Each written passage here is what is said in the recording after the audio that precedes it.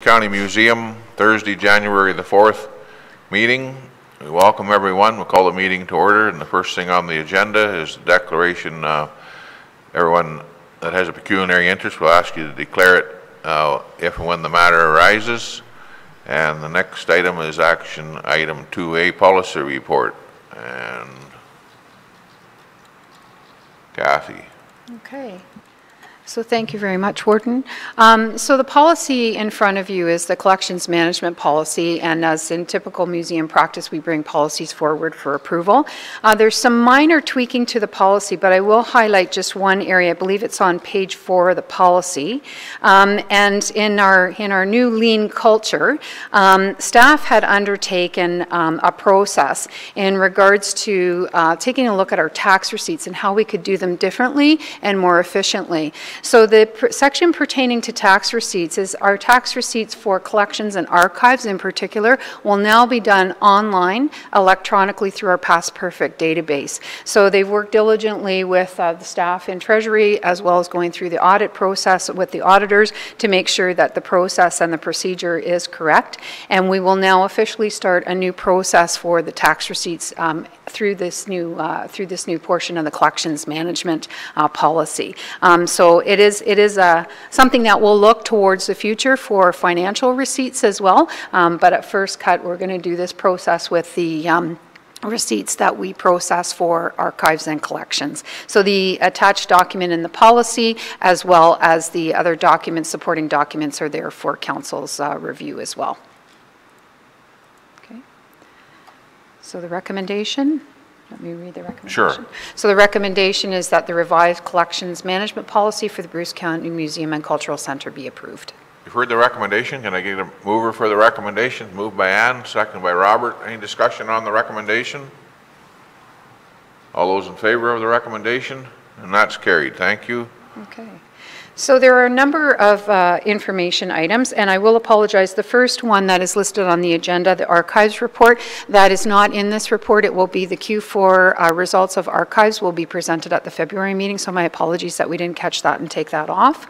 In regards to the other reports that are listed, there's a little bit of a wrap-up in regards to the business sponsorship report, and you'll see that we have continued success with our partnerships with a variety of community partners within the county, and that was both on the grant side and partners. And then, of course, we have, as always, our pending applications. So one with the Ontario Arts Council for the Alan Weinstein art exhibit that we'll be doing this year. And then we've also been very successful in securing a number of sponsorships for the 2018 year upcoming. And most of these funds have already come in and have either been deferred or are coming in the door currently. So there's a number that have been come in over the last little while as well. In regards to the county art collection report, council will recall that for the 150th celebrations this time last year, we were launching our juried art show, and the 3 pieces from that show are already adorning the walls of the administrative center. But we were approached by the Shoreline artists later in the year. They did a special project, which was a 4x4 collage in the shape of a maple leaf for the 150th. And this specific piece, they did it by lottery. So it was an art lottery. Only 10 organizations were approached to participate in the lottery. And the proceeds from the lottery go to an art bursary that the Shoreline artists do send out. So unfortunately, we weren't the winners of the 4x4 piece, but we did they did manage to give us a print of the actual piece, and we have had that print framed, and that will now be in the County Administrative Center and will also become part of the county art collection, which was cataloged and is properly documented as well for the county. So it's a nice piece to add to the collection as well. The next item in regards to information is in regards to our education report. And the last, just kind of a wrap up over our holiday program, our Christmas program, the preschool program. Very good attendance at all of these programs. Still continuing to do our mobile outreach as well as schools coming in. So that continues. Actually, we have a program happening in Walkerton this morning as well as far as our outreach goes. And then, of course, we were open over the winter over Christmas, and this week is a very big program for us because the schools are out. So we have, as Paul mentioned, not very much parking space out front of the museum, lots of families taking part in the activities that are happening. And again, our Munchkin program, which is our preschool, one of our preschool programs, with the success of that, we are continuing that for the January-February session as well. So always something happening when it comes to our education and outreach for sure. Programming as well, just some highlights. The Victorian Tea that took place before Christmas is another popular event that happens year after year. And then, of course, going along the lines of diversity and inclusion, which is a highlight, a focus for us rather. During the Christmas holidays, we also focused on a number of other Christmas traditions. So you'll see some of the images there, focusing on Hanukkah, Kwanzaa, and Bondi Day, which is the Buddhist celebration. And then, of course, we had visits with Santa. So lots of things happening, and a list of our winter fun activities coming up as well.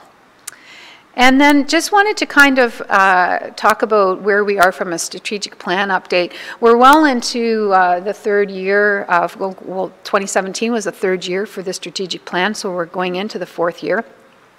And we have really diligently been working on focusing on the pillars and how that translates into the work that we do, and focusing of our staff on the efforts that how we deliver the work. And of course now everything is being looked at through that lean lens, if you will. So in regards to forging partnerships and relationships, one of the key things that was brought forward was our collaboration and expansion of our work with our First Nations communities. And I'm pleased to say that we've expanded and continue to do work with both Saugeen and Nawash. In particular, the community meetings that were held for the exhibition were done in a very respectful way. They were done in a very collaborative nature. But a couple of new things that came up this year was a new partnership with a group by the name of Sweetgrass and Thistles. And that's a collaboration with Saugeen and also the United Church. So we were able to present a series of workshops under the B'madzwan, which is the Good Path. And those workshops, we're looking to partner again in 2018 with that group. As well, we delivered a joint presentation through the museum and with SON at the Ontario Archaeological Symposium in Brantford this past year. We were invited to talk about the relationship. A lot of the conference focused on Indigenous collections, and so we were invited to come and talk about that, which was a first in terms of kind of presentations of that matter. And then also we were able to assist SON with the transfer of an archaeological collection which had been with an archaeologist, and we had made several attempts to get the collection and were successful, and we now are the repository for that collection at this point in time. As far as interdepartmental programming, we still continue to work with our Human Services group and Library group to create this community programming for children's group. So the focus of this group will be better service to mutual clients and cross-training for our staff. The successful launch of the Museum Explorer Pass through the Library program, and again, a number of partnership programs through the library with our museum munchkins, their special guests, or Heritage Fair. They assist us with adjudication and also research, special guest Wednesdays, and of course the Pride Traveling exhibit. In regards to our education advisory group, that is a goal for the museum this year to continue the work that has already been started. And of course, we are continuing to work with the boards as well as the teachers to, again, make sure that we're delivering the best service possible and the programming that they require and want. As far as outreach programming, over 37 outreach events across the county that the museum was involved in. So again, trying to build that county-wide awareness and really make sure that the museum is seen as a county museum. And then in the areas of our providing relevant and compelling program, a number of programs were taken place this year in regards to the 3-year sustainability program. That's really a good way for us to focus our efforts as well as our dollars when it comes to budgeting. But there were some new programs that happened in terms of the reconciliation workshops, the cultural workshops. We were able to advance that programming as well, which is a very important component of the Museum and Cultural Center. And then of course we were still focusing and working and engaging our seniors through an elder abuse program, which was funded through New Horizons for Seniors. For the digital strategy, this is probably over 10,000 at this point, but over 9,931 records online accessible as of December 18th. So this is a very large focus again for us to continue to make sure that the collection is seen to be accessible to all people, not just people coming in the museum. And then again, our continued documentation of the county art collection. As far as optimized use of space, we continued our deaccessioning process. You're all aware of that through the reports that come to council. We completed our offsite storage units into one location. We initiated and completed the financial feasibility study that was presented to council, and we continue to focus on internal housekeeping practices to make sure that we're making the best use of the space at the museum.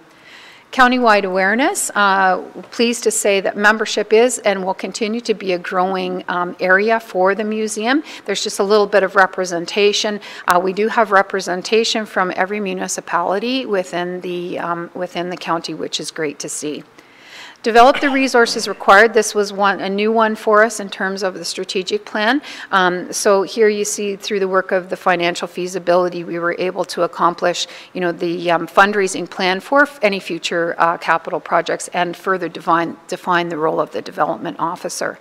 So those are some of the highlights of the work that was done in conjunction with the strategic plan specifically for the museum. And that is my report. I'd be happy to answer any questions. Any questions on any of the reports that Kathy took us through there? I'm sorry, I pushed the button. Any questions on any of the reports Kathy just presented? Hearing none then, thank you Kathy. And the other final item on the agenda is the next meeting is February the 1st. Yes. And other than that, a motion to adjourn. Moved by Ann, second by David. Any discussion on the motion? All those in favor to adjourn? We're adjourned. Thank you, everyone.